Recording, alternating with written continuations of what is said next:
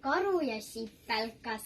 Tallinna männikepi vasteaed, päikese jänkude rühm.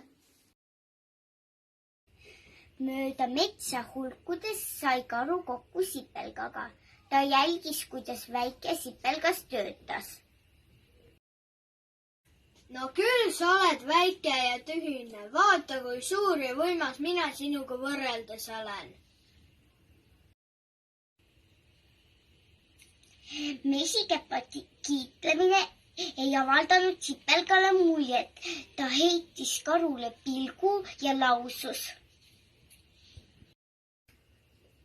Sa oled muidu palju suurem ja tugevam, aga ometigi mitte nii tugev kui mina.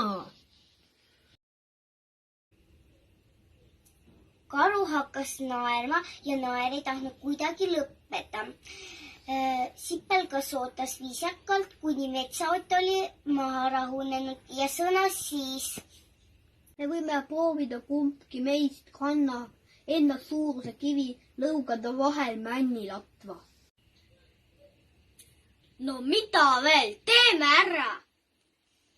Sipelgas võttis enda suuruse kivi lõugade vahele ja kandis selle puulatva ning tõi alla tagasi. Karu püüdis enda suurust kivi lõugade vahele saada, aga see ei õnnestunud.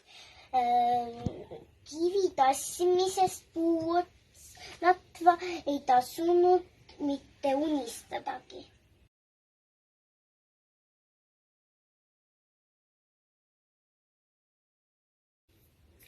Ei aidanud muud, kui karu pidi alla andma ja tunnistama väikese sipelga võitu. Karu sai väga vihaseks. Ta kahmas väikese sipelga käpaga kinni ning pistis nahka.